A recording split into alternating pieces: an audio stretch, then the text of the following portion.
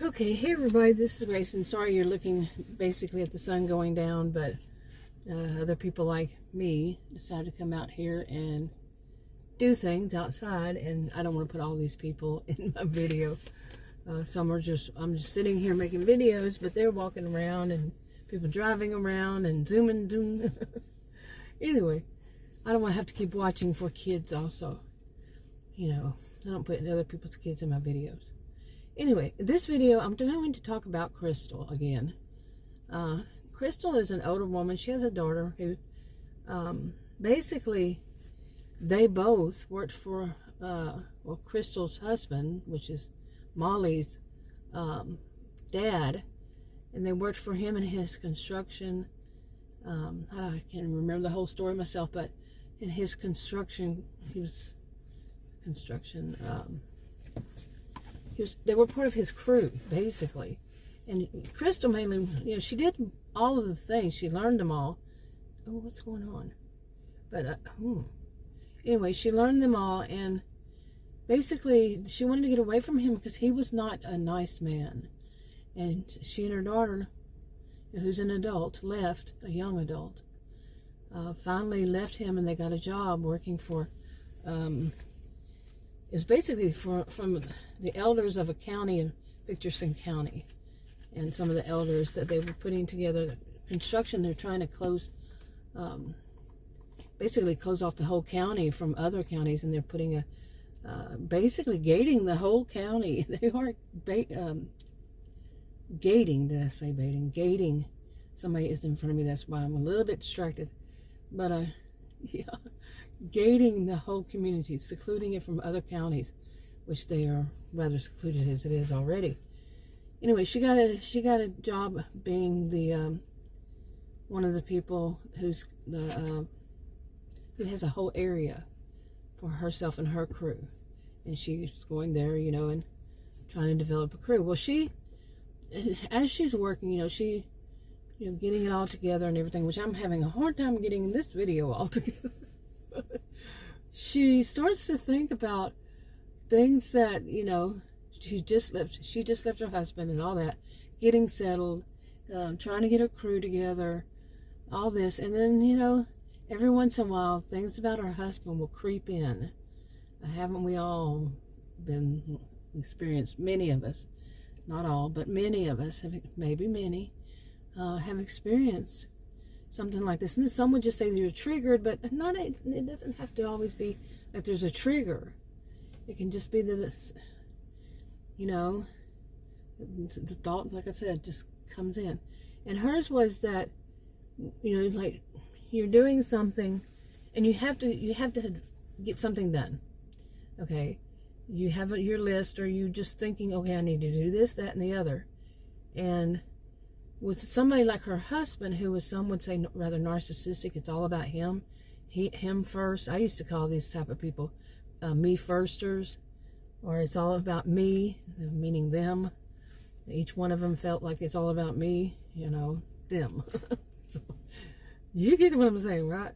Not me, them. Or soul destroyers, I used to call them. Oh my gosh.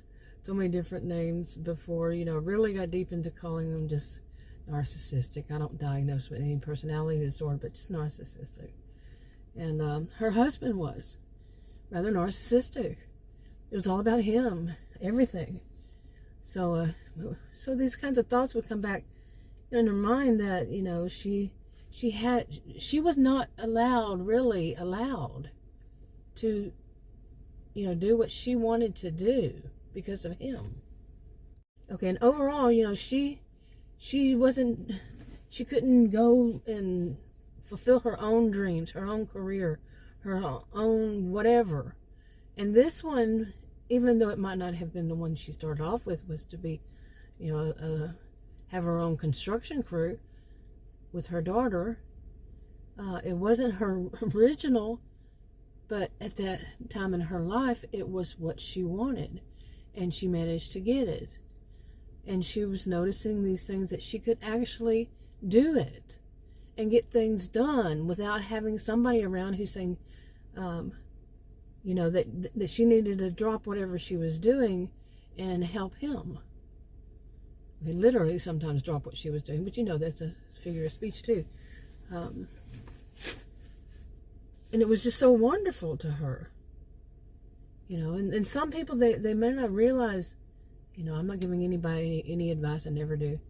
But when somebody is like that, it can be a lifetime. If they're like married to them, it can be, or have a boss like this, that, you know, that person might think that they'll eventually climb the ladder, but they don't get to, because that boss is all about themselves, nobody else. You know, there's no climbing any ladder. And like a spouse, not like a spouse, but a spouse or a partner, you will never succeed in yours. You know, this kind of mentality, because it's all about them. And there, you know, you can look at the whole cycle of abuse that used to be on. I mean, used to be really, people would really into that when I was younger. To see that, yeah, this is part of it. Anyway, it can be something small to something big, but it's basically teaching some would say different, but it's teaching that, like if even something small, that they need to eventually, they'll get the picture that their lives are the second lives of that narcissistic person, you know, the mini-me, they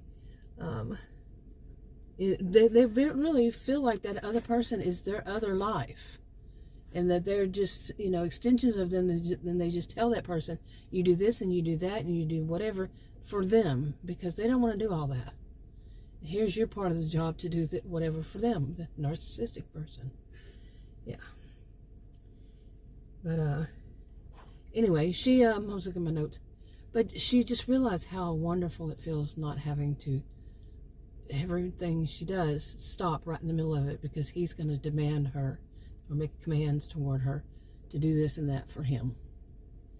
You know, think about that moment, how that must feel. If she, you know, she has a grown adult daughter with him, and how it must feel at that point to say, I get to do what I need to do for myself now, with no interruptions by him constantly. I bet that's a great feeling. Anyway, wrapping it up. Talk to you on another video. Bye.